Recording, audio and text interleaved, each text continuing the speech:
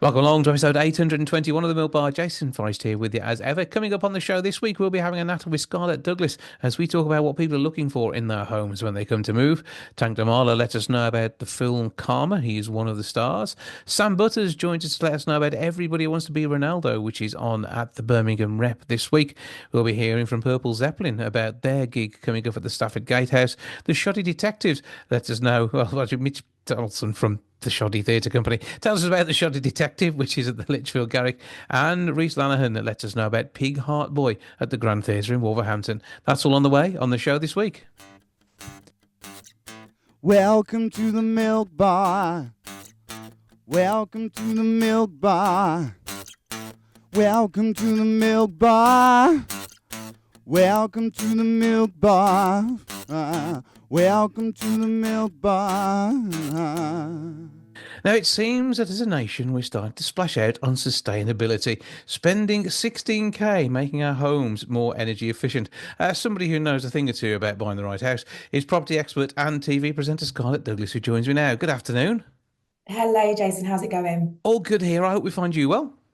Yes, I'm very good, thank you. I'm looking forward to talking about this topic because it's one that we don't really discuss enough. And I think if we did, a lot of people wouldn't make so many costly mistakes. So yeah, it is about trying to get it right, get the balance right between what you want is sustainable, but equally not paying over the top for it as well. Exactly. So basically, Hive have recently done some new research, and it states that a lot of people are overlooking how energy efficient or sustainable a property is. So 75% of people will be wowed by the curb appeal and don't actually think about how well that property is going to work for them when it comes to energy and saving money, whether it's monthly, in the long run, in the interim. It's really important that we start thinking about these things. Absolutely. I mean, because when you are looking at your home, one of the big things is the energy efficiency of the walls. What they're letting through is a double glazing good. It might be beautifully clad on the outside, but is that keeping heat in, or is it actually getting damp and moving heat out?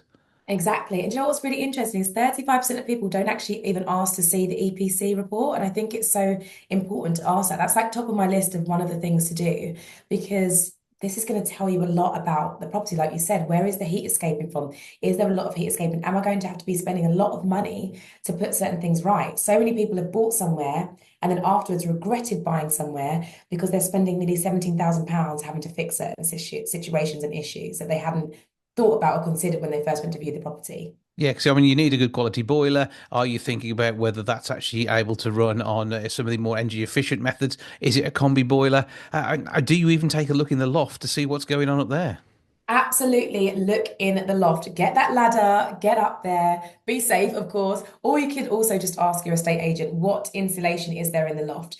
Now, if it's foam insulation, you definitely want to speak to your mortgage lenders about that because a lot of them won't lend on properties that do have foam insulation. So you might be thinking, oh, it's great, it's insulated. If it's foam, could be a costly issue to put right. So definitely ask the questions. No question is too silly, by the way. I always say that.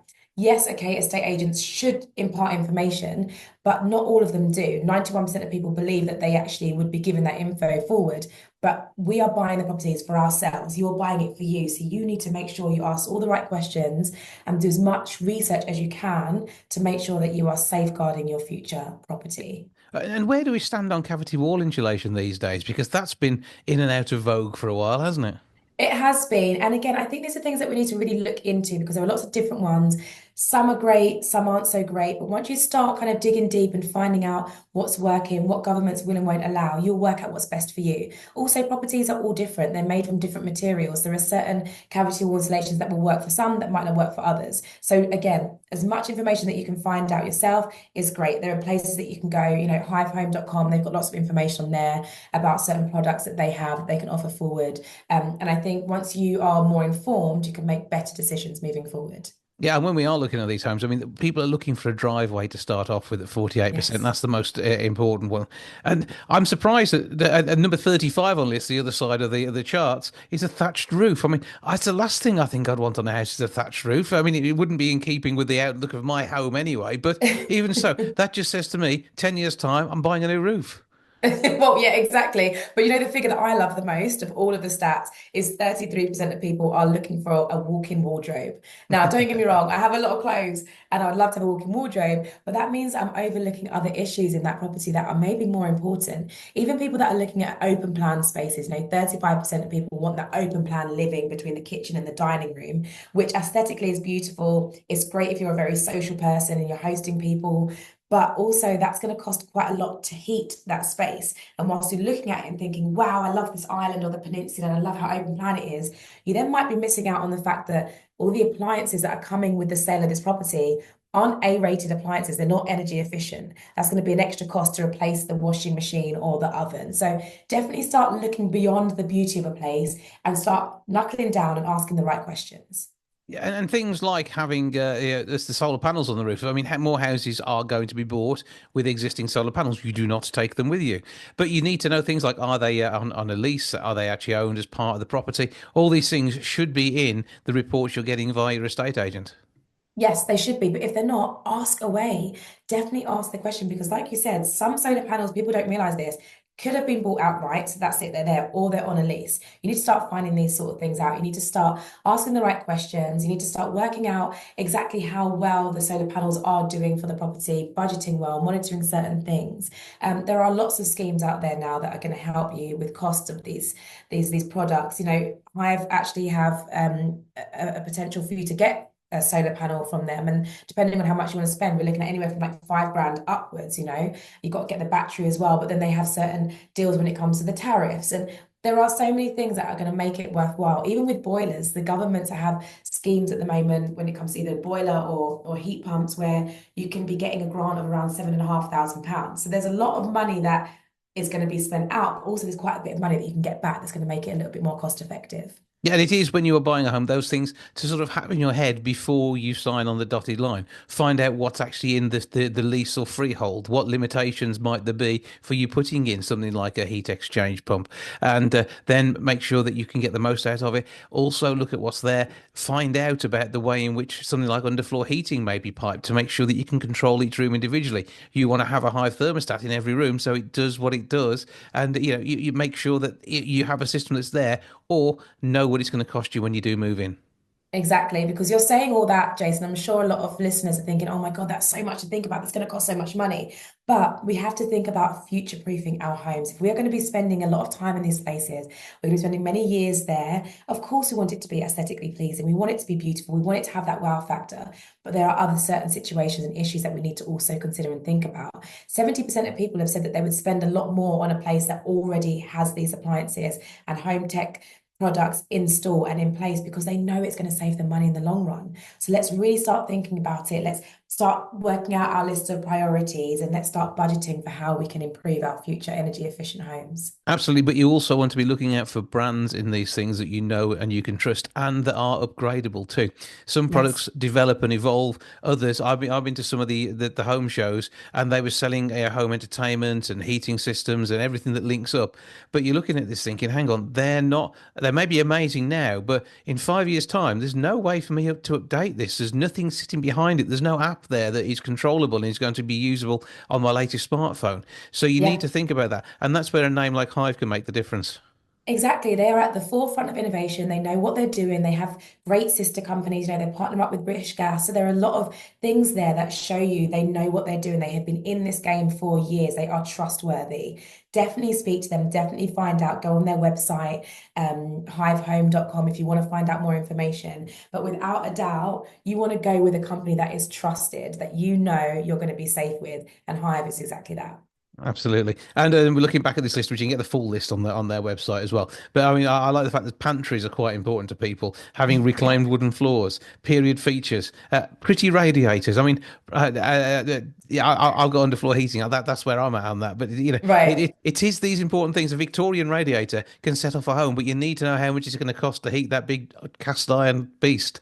Exactly. And we love a beautiful fireplace. These old Victorian homes have these great fireplaces or beautiful tiles on the floor. But how can we then make those well insulated? How can we cover the fireplace so we don't have that draft coming through? These Hmm. features are great. And 35% of people are looking at these features and buying a property off the basis of that. But they're not then thinking, oh, hang on a second. There might have been a reason why all these things were covered up all those years ago. And how can I now improve it without covering it up so that I'm going to be spending out less money per month?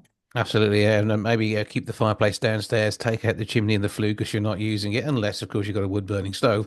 But do all that, seal the house, get a heat exchanger in the loft, and yeah, make sure that you can move the air around without losing that valuable warmth you've spent money on. There you go, Jason. It sounds like you've done it before.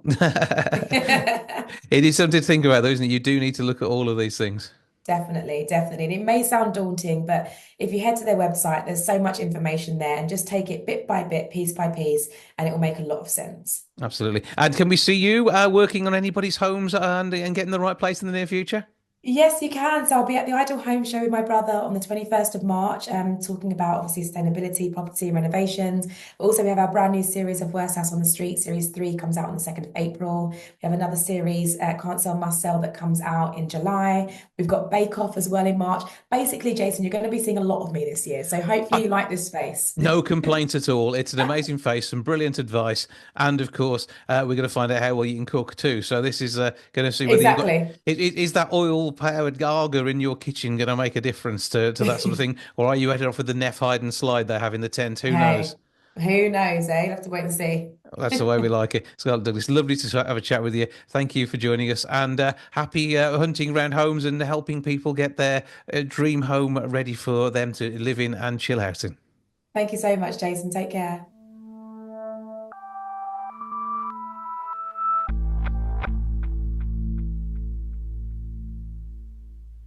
Pig Heart Boy is at Wolverhampton's Grand Theatre from the 8th through to the 12th of April, following Cameron, who's 13 and he wants to be normal. However, is a pig heart that works better than a human one that doesn't? Somebody who's one of the understudies in the show on stage and telling us more about what they have going on is Reese Lanahan, who joins me now. Hello, sir.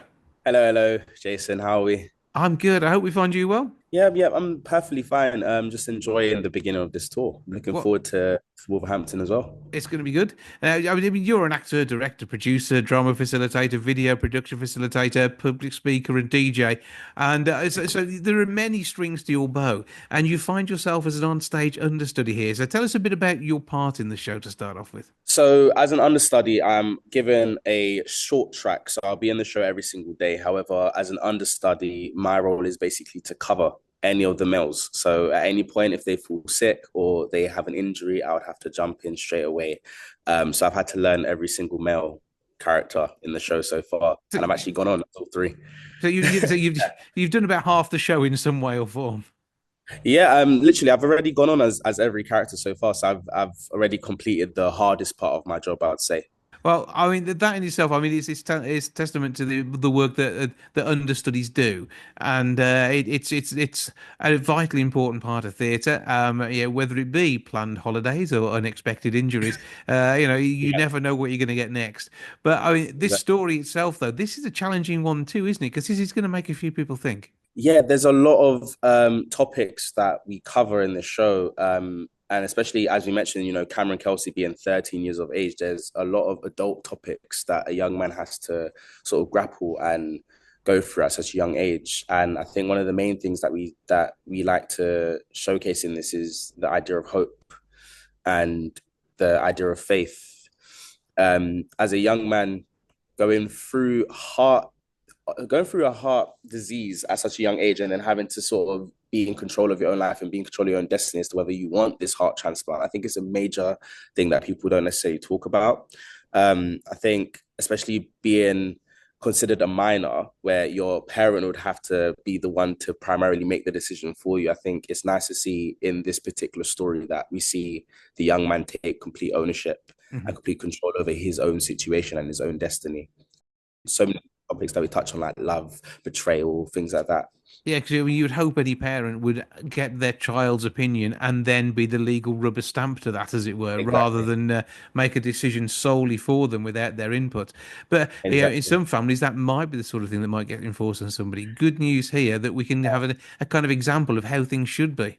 Exactly. And when we actually visited Great Ormond's Hospital in London, we spoke to a few of the specialists, and that was one of the questions that I brought up to them. I did say, in how many cases do you find kids actually say they don't want to go through with an operation? And it always seems to clash with the parents. And they said this happened a few times, but in certain circumstances, they would actually have to listen to what the child would want in the situation.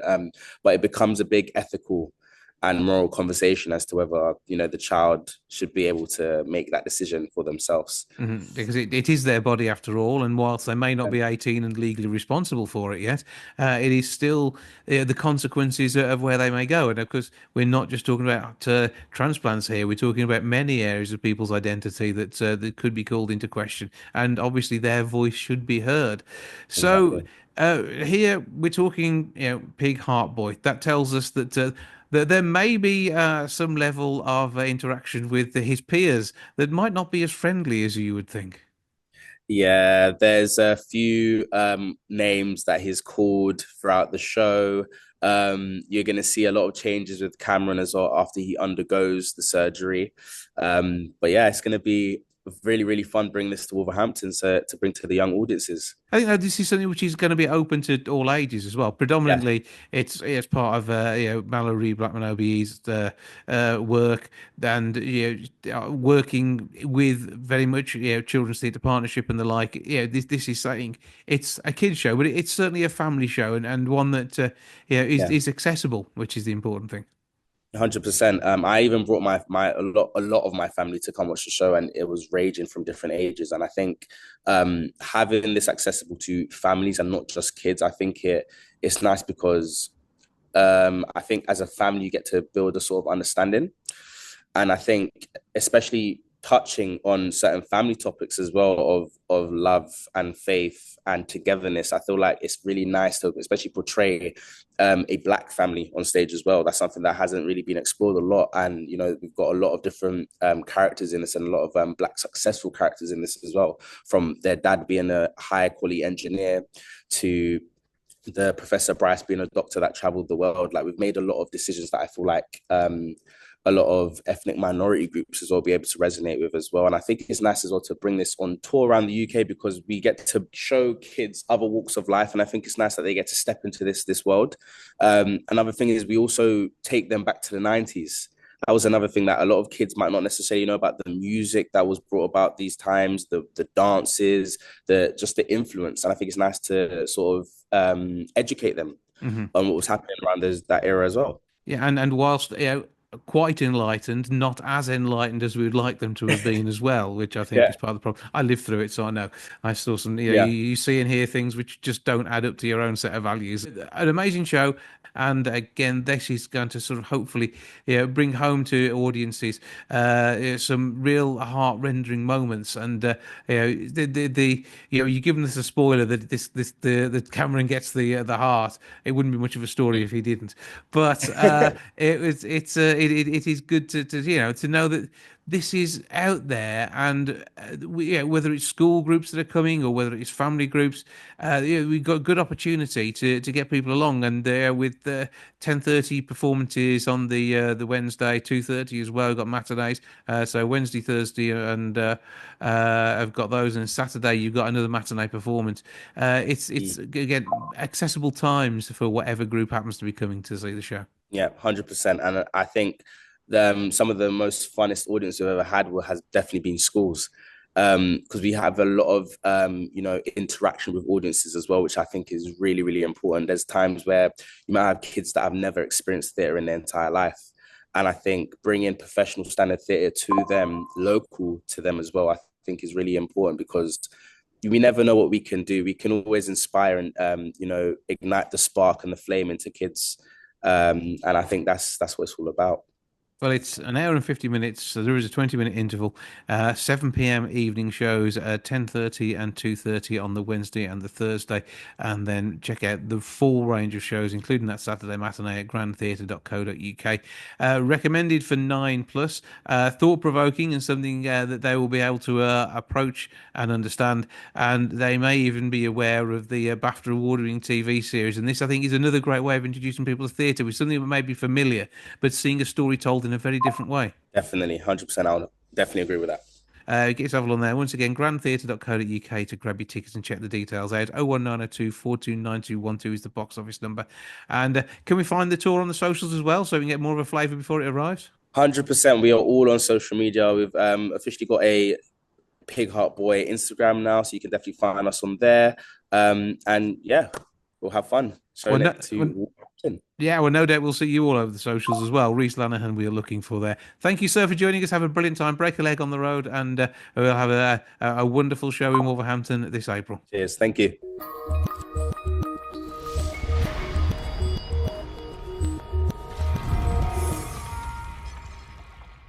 Tectum Theatre are bringing Everybody Wants to Be Ronaldo to the Birmingham Rep on the 21st and 22nd of March.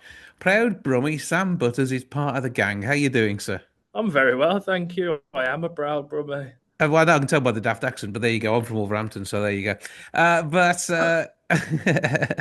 Tectum Theatre doing amazing things with this one, and obviously you've been all sorts of work over the years. But I mean, what does this one bring to you? How does it speak to you? This is probably the most meaningful project that Tectum have done to date, but also myself. It's co-written by us, so it's an original Tectum Theatre production, and it's all about.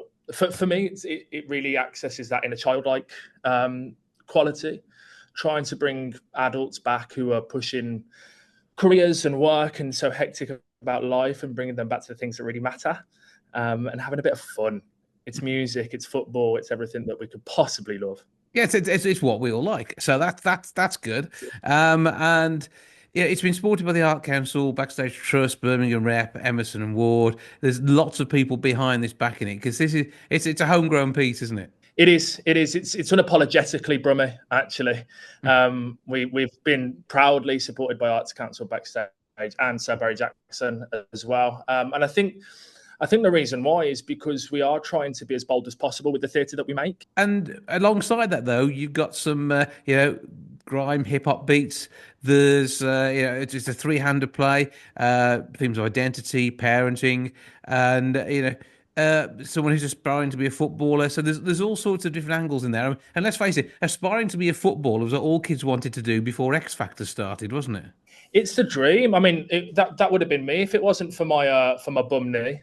I could have definitely gone professional, or at least I've told myself that for 20 years. The fact that Birmingham City never ever came to you for a trial has nothing to do with it. Absolutely not. I mean, they all were calling, but I said, you know what, I'm just too good. I'm too good for it. So I'll pass. I'd rather work in theatre where there's so much more money to be had than in football. But it is about dreams. It's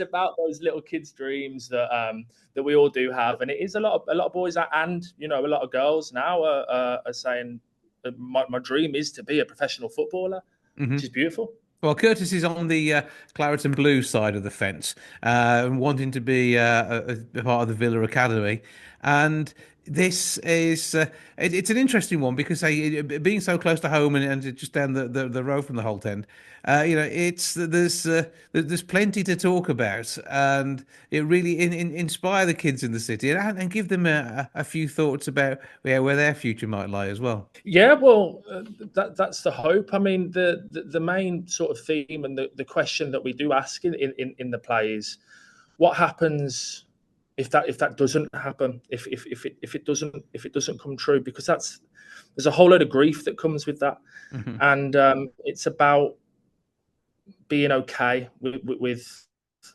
if that big dream or the thing that you really wanted doesn't happen. It's okay. It will get better in time. So we really want people to access their dreams, and adults as well. Not just the young people, but adults, to remember why they're going for the thing that they're actually going for and what is actually important in the grand scheme of things. Mm-hmm. So obviously, Tectum have got their cast of 3 for this one. Tell us a bit about your stars. Yeah, so this cast is stellar. The talent that they all possess is just second to none. We've got Tobias Jowett, who plays with. It's not a spoiler, but he plays the late great Diego Maradona, who winds up. That is on the flyer, so that is fine. It is on the flyer. That's true. So he's the partying legend of Diego Maradona, who winds up in Curtis's bedroom in Birmingham, and they have a wild encounter. And he brings so much energy, so much passion to that role. It's been really nice to see how Diego Maradona enters this world and how we can really push the boundaries of that. You've got Jerome, who has the most beautiful voice, because there's a lot of singing that he does and a lot of rapping as well. And he doesn't leave the stage for the 75 minutes that we play. So he has just been driving this story all the way through. And Kamisha's a Coventry-born actress who just has so much depth and so much grounding that really complements the wild, floaty nature of Diego, and then really roots it back in Birmingham and in the Midlands. They're beautiful, really, really stunning actors. And do you get to take this elsewhere as well, or are you just at the rep at the minute? We're just at the rep at the moment, but our plan is that as it's the World Cup next year, we are planning a longer, more extended run to complement and align with the World Cup, when football fever's really really kicking off in town. Giving a bit of a taster so far, but it is one. It's a taster, it's a flavour. Yeah, but you want to be there early. You want to be an early adopter on this, don't you? That's how it is. That's it. We're showing ourselves, and we're putting everything we've got into this one, so that next year it'll be lapped up. Are you disappointed you don't get to act in this one? Because I mean, you've been in so much stuff recently. Oh, no, that's not fair. That's a horrible question. No, no, I'm not actually. It's a privilege to see my writing. I've had to distinguish between my performing and my acting career with my writing and with the company. Otherwise, it looks like I'm writing to perform myself. And it wouldn't be the first time you've done that before. God, I feel so exposed. Well, that play, Hand of God, was where this started, and it was beautiful. It was beautiful to do that, and I think it serves the story more with the actors that we have, because they are, as much as I'd love to have put myself in the show, I see it now. We're currently in tech. And I wouldn't have been able to do it justice like these actors. That's a good answer. I'll give you that one. That's all good. Okay, so I mean, you're proud of the piece, understandably. It's going to be well worth a watch. Not far off now until it is on stage. It is the 21st and 22nd of March. Tickets via the Rep's website, birmingham-rep.co.uk. You can get your tickets there. And it's an hour and 15 minutes, no interval. 14 plus is the expectation, and you say you've got it's a later evening performance as well, isn't it? 8 o'clock is your start.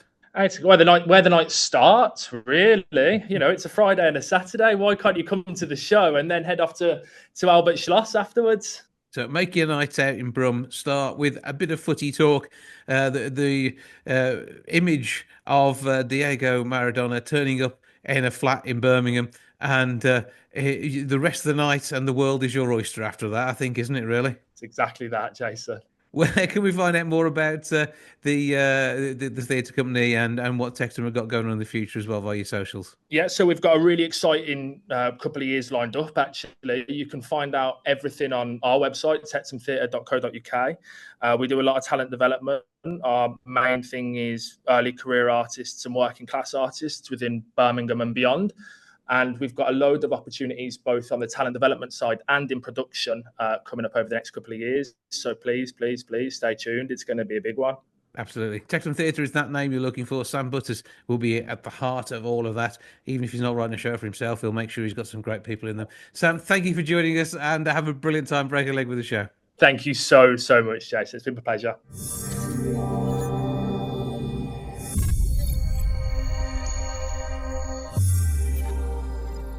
Now, Karma is out in cinemas. It's been getting brilliant reviews, and it's a chance to tell a gritty story, but one that's got a very human element too.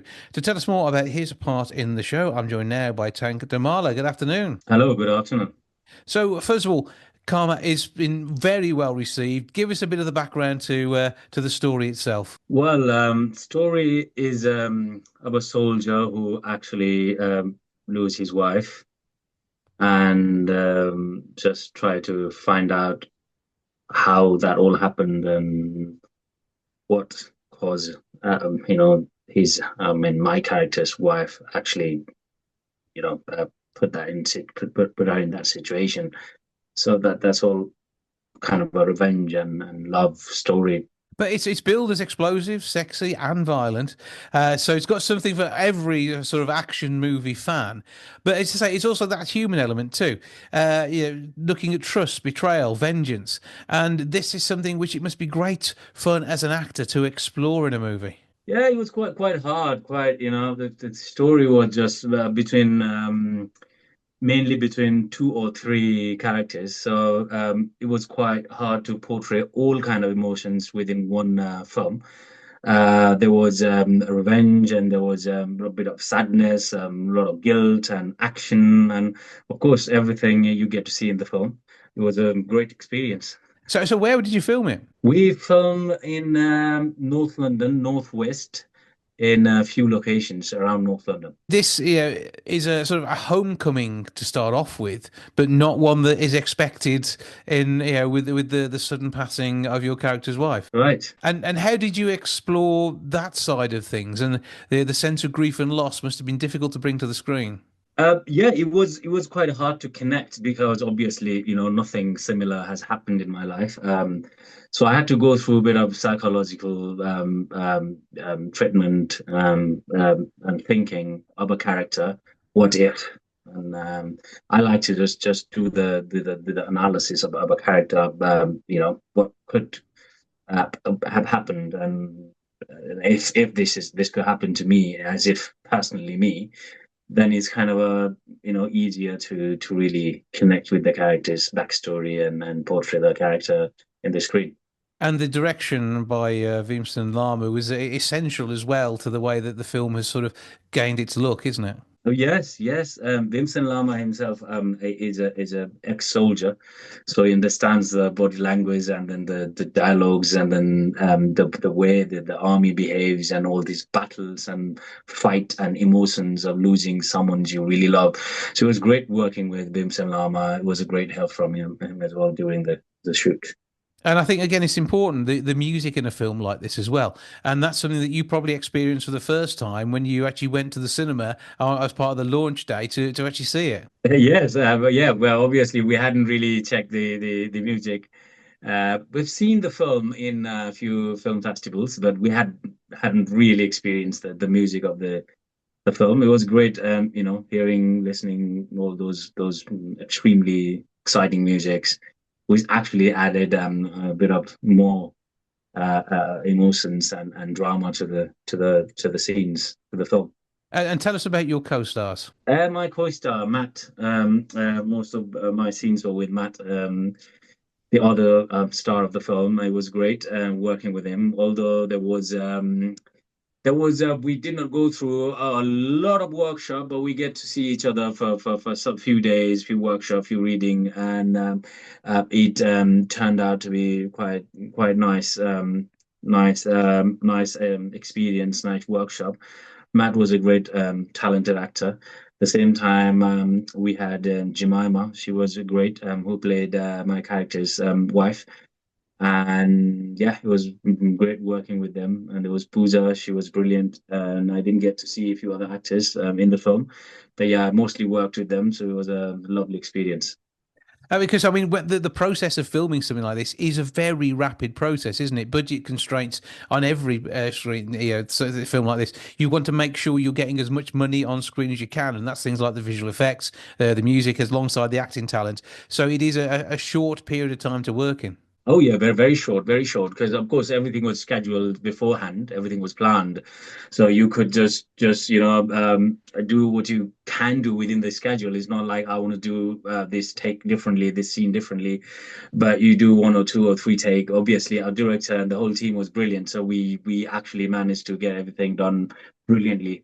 Yeah, it was quite tough, but yeah, went quite well. This film, as we said, billed as explosive, sexy, and violent, and you got to be on the sexy side of things too, didn't you? I yeah, I had a couple of scenes, yes, but yeah, because it was done professionally, we had a few intimate choreographers, directors, and very professional teams. So it was quite useful, quite comfortable for all of us to really do those scenes. Yeah, they were quite intense. Just thinking about it, but then actually doing it, you're in the character and you have all these professional people around you, so you don't really think about all those awkwardness and discomfort. It was amazing, yeah, to But to do that. but you had some. You went from one extreme to the other, didn't you? Some of the scarier scenes and some of the friendlier ones, shall we say too? Yeah, have you seen the film? Not yet. No, I've just Yeah, I haven't. Yeah. So you can see most of it in the trailers and some of the scenes on the internet already. Yes, I had to be quite. My character is just because I had these characters had very extreme sadness and grief and yet want to find out who actually killed his wife. I'm saying that because it's already been published in the Yeah, internet. that's not spoilers. We know that's the premise of the film. Yeah, yeah. So the whole thing was then I had to go through this whole kind of a emotional life cycle, emotional ups and downs. So jumping from one very crazy and action scene to suddenly another scene is probably or next day scene is one of those romantic scenes. So I had to somehow accept the Yeah, changes. because you do not film these things in chronological order. That's part of the fun No, of working no, in the movie industry. You have to know where you are and get in the right yeah. headspace for it. And from what I'm told, you've all done an amazing job of that. So, Karma is out there. You need to check out where it is on listings. It's also going to stream as well, isn't it? It will be probably now still in cinemas. Hmm. I do not have the confirmed answer, but I think it will be in some streaming platform by summer this year or winter Hmm. this year. Yeah, it's one to enjoy during the summer there, but certainly go and see it at the cinema now. Rewatch it for all the bits you'll miss first time round because it's an intense, fast-paced film. Karma the movie you're looking for on Facebook, Instagram, and X, and you'll be able to track all the release details and the venues that are showing it on there. But I mean, what's your one takeaway from this film? What is it that you think is going to stay with you towards your next acting work from what you've done here? I think the one thing I would take it is just to get ready for, in terms of acting, Hmm. just get ready for any kind of scenes and any kind of updates and be really comfortable and get ready for the scenes and understand the character. Not like that I would just prepare for the scene, this scene tomorrow or next week or something like that.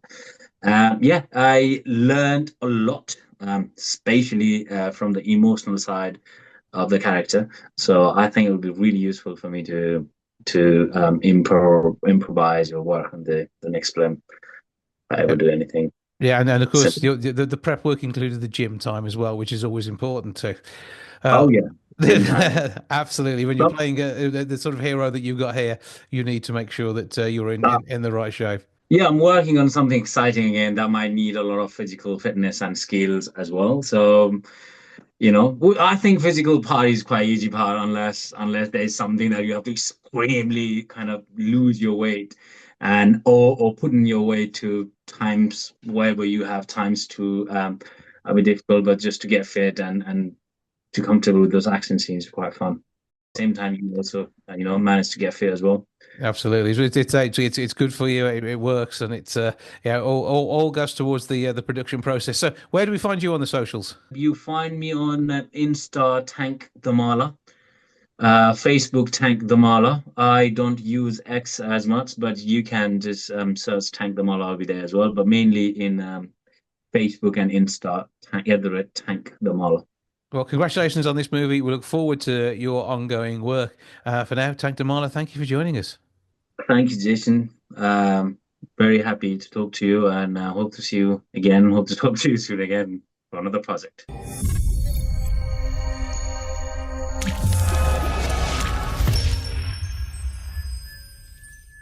The Shoddy Detective and the Art of Deception is making its way around the country. It's got a couple of stop-offs in the Midlands, but the closest one to us is Lichfield on the 27th of May.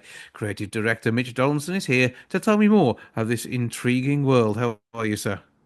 I'm very well, thank you. How are you? Thanks for having me on. Oh, good to be here. And I'm intrigued. What on earth is happening? Because the whole concept of a shoddy detective is one which it sounds like a bit of fun. Well, absolutely, and I mean it's kind of like Ron Sealed is what it says on the tin. It is a shoddy detective, and the whole show is set in a manor home where a priceless painting goes missing, and of course it's down to a bumbling detective to help solve the case, and of course you can't do it alone, so he's forced to enlist the help of an old nemesis, and the pair must interrogate the many characterful suspects that reside in the manor. This has been wowing audiences, though. So, I mean, 2018 is when this first was produced, and it was your first show. Yet, this is now your first big tour of this size, isn't it? Yes, it's sort of I'd say a tale of an underdog sort of story. It's one thing I'm quite proud of. The show was set up in 2018. It was a final graduation piece when we were drama school, and I mean, I don't want to say it, but we had all mentally checked out when we were creating it. We sort of just wanted to go out with a bang, do something we enjoy, and I absolutely love the British classics. You know, you think of like The Only Fools and Horses, Tommy Cooper, Laurel and Hardy, Keeping Up with Appearances. Like you think of them, you name it. You know, we've been inspired by them, and we created this show, and it just seemed to be a hit with the audiences, and we were awarded funding to take further. So we took it to the Camden Fringe, and that sold out. And obviously, lockdown hit, unfortunately. So we sort of, developed our branding and whatnot. We took it to the New Normal Festival, and that sold out. We were able to get some more funding, take it to the Edinburgh Fringe. That sold out the majority of its run. And then we had a little small UK tour, and I think it was about 18 different shows, and I think 90% sold out of there. And we've just built on that, really. I think it's just something that people can sort of relate to, people can enjoy. It's a show where you come in, you sit down, you switch off, and you just, have a laugh for a couple of hours. Because I think there's a lot of shoddiness going on in the world. I think people deserve to have that a bit of respite from them, a time to just enjoy themselves. And put a smile on your face, have a giggle, and away you go with the show. Yeah, and I mean, this all starts for you at the end of April and runs through to the first week of July. So this is an absolutely manic tour. You're stopping off in Yeah. some venues for 2 to 3 days, depending on availability. In the case of Lichfield, we have you just for the one night. And this, though, I think with the rest of the team, because this is about creativity in itself, isn't it? This is not run of the mill theatre. No, it's like I was saying before, it's been a big sort of team effort. We've partnered up with the production garden, Josh and Matt, who have been amazing. We've got our own team of creatives that we've been with us from the start, Adam, Becky, and Holly, and we've just as a collective, we've created this thing, we've developed it. I mean, we've started off small. Now this is the big leap to the mid-scale level of touring, and yeah, again, it's been an amazing opportunity, and performing at Lichfield, which I think is an absolutely beautiful venue, beautiful place itself. Really excited, and tickets are already sort of selling well, which I don't want to say we didn't expect, but we're quite humble and quite proud of how well people have taken to it. So we've got something there, we've got something, and we want to see how far we can take it. Word of mouth is working. Hopefully, talking more about it will make it even bigger. So, tell us about your cast themselves. Well, we have an amazing cast. We've been able to sort of recast it and work with some new creatives, new sort of individuals who I believe are able to sort of take it to that next level. I don't want I haven't fully announced the cast Oh, yet. you've been cagey now. Okay. Yeah, so being a bit, I'm just holding that off for the time being. But yeah, I'm very excited to be working with them. I think that there are some incredibly talented people, and we're currently in the middle of R&D, research and development, testing some new scenes, some new gags, some actual physical things that include parts of the set, and Yeah, I'm really excited. I mean, I love the show anyway. Of course, I'm forced to say that, but no, I do enjoy it, and I think going forward, it's going to be even bigger, even better, and a lot more shoddier.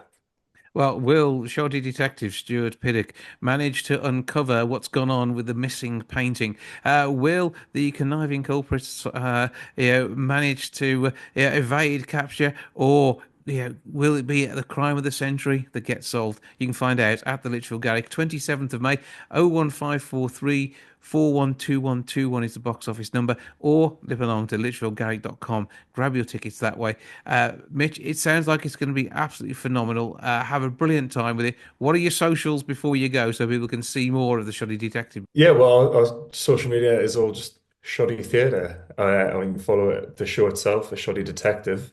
I think we're on Facebook, Instagram, and Twitter.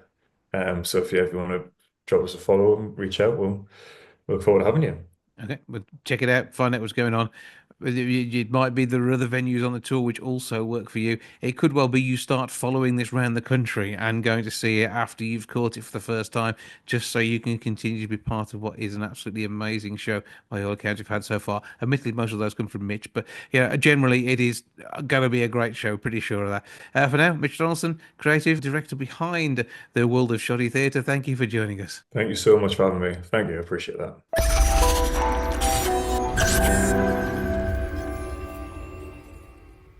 Saturday, the 29th of March, brings the music of Led Zeppelin to life at the Stafford Gatehouse Theatre. Purple Zeppelin are behind that, and the man on bass is Mike Harlow, who joins me now. Hello, sir.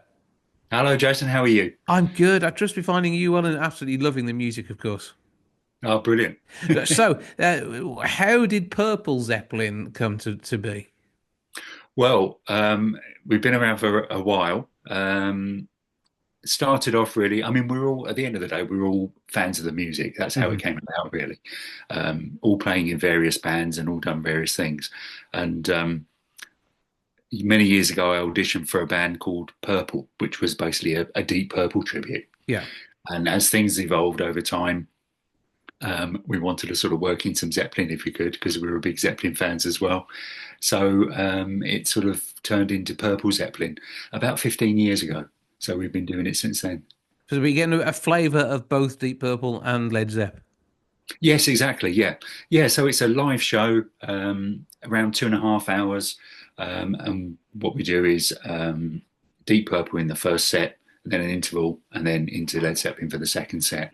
So, but the thing is, with both of these bands, you can't get many more than what, 2-3 songs in an hour or so. Well, they're not as bad as some of the prog rock world, but they're quite long tracks usually. You could do it that way. I mean, with both bands, and I mean with many bands at the time, I think the album versions of songs were the sort of the blueprint or the basis of the song. And then what happened when they went on tour and did the concerts, things developed, and there was lots of improvisation and extending of songs, and things sort of developed from there. The best bits all the time, we keep it a bit more concise, and try and maybe fans of the band would like that, but we've only got a certain amount of time to fit the music in. So we managed to get through about 25 to 30 songs altogether, some in their entirety, some with links, and sort of we put little medleys together. So we try and sort of mix it up that way. And have you had the opportunity to meet surviving members of both of these bands? Not meet them. No, I haven't. Mark has, our guitarist, and we've seen the bands live at various times, and then solo projects and things since then as well. So, I mean, we do this because we're fans of the music, basically. That's what drives. By fans for the fans, and I think we don't obviously get to hear these bands play live to this day. Exactly. Mr. Plant, I know, he's out on the road quite regularly, but even then, it's not the sort of show that you'll be able to bring here. No, I mean, I saw him with Susie Deanne a couple of years ago, and I mean, there wasn't a Zeppelin song, at all, but I was certainly not disappointed. It was a fantastic show, and the band is brilliant. So he, things have developed, and he's taken that path, and good on him. It's fantastic. Yeah, so it has changed. I mean, we never see Zeppelin again live. Deep Purple were touring last year. They did a big world tour last year. I don't know if there's any more coming up, but they were certainly still touring. But it's a different band, obviously, now than it was. Well, whichever version of Deep Purple you're Yes. looking at, really. There's been shades of purple over the years, hasn't there? There certainly has. Yes, different lineups. Certainly, they've had a lot of different lineups, but each, bringing something different. And certain people may prefer the Mark II purple, perhaps, which is, I suppose, the classic purple, I suppose you'd say. A lot of people are Mark III and Mark IV purple fans, so it's just. It depends. Each of their own, but there are classic songs throughout the catalogues of both of these bands. And as you say, with the best bits all the time, you'll be able to work in favourites for absolutely everyone. And it brings an atmosphere as well. I think that's what it's going to be about. I mean, in the main auditorium at the Stafford Gatehouse, this is a big venue and you are filling it. The tickets are selling fast. So it's one to get in there and get involved and really enjoy the show, isn't it? It is, yeah. We've been to the Gatehouse before a couple of times, and it's a lovely venue. We like to have fun. I mean, we're serious about the music, but we like to have a bit of fun with it as well. So get the audience involved and make a show, basically, make it entertaining. So hopefully they'll hear their favourites. There's a core of songs that stay within the show all the time because people would. I'm sure they'd expect to hear Smoke on the Water, Black Knight, things like that, Yeah, absolutely a given. It must happen. Tickets are priced at just £28.50, so a fantastically good value night. Gatehousetheatre.co.uk, or give the box office a call on 01785 619080. You can get your tickets for Saturday the 29th of March. 7:30 is when it all happens. Purple Zeppelin is the title you're looking for. A purple hue with a picture of a Zeppelin on the page for you to be able to spot it on the Gatehouse Theatre's website. But with the show, what I've got to ask, which is your favourite half, the first or the second? Oh, there we go. Well, I love both bands. However, probably Zeppelin. I suppose there's more light and shade with Zeppelin. I was hoping you were going to say that, to be fair.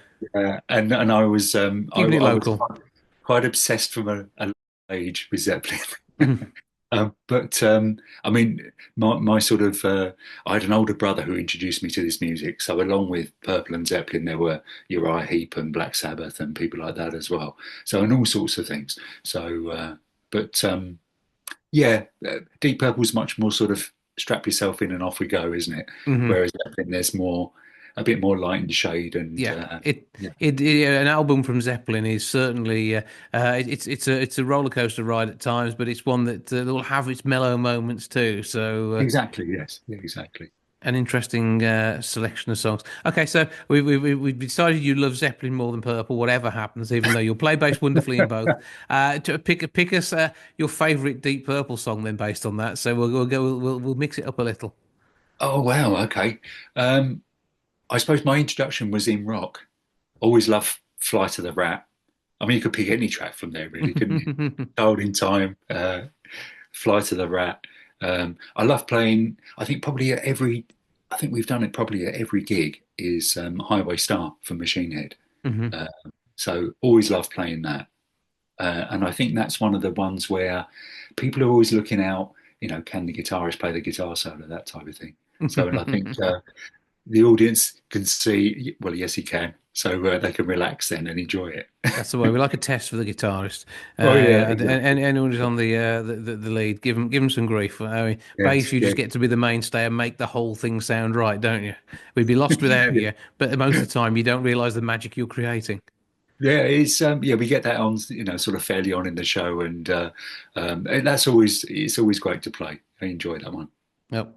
Worth a little listen. You're going to enjoy yourself down for Purple Zeppelin at the Stafford Gatehouse, Saturday the 29th of March, gatehousetheatre.co.uk. Grab your tickets that way. For now, Mike Harlow, bass player from Purple Zeppelin, thank you for joining us.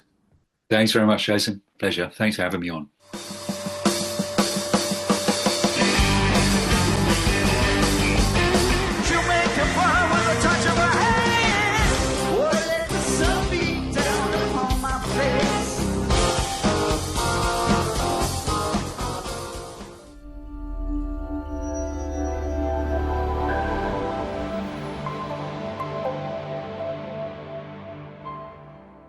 That's your lot for this week. Thank you so much for joining me. Back with episode 822 next week. I'll see you then. Ta-ra for now. Goodbye from the milk bar. Goodbye from the milk bar. Goodbye from the milk bar. Goodbye from the milk bar. Yeah. Goodbye from the milk bar. Yeah.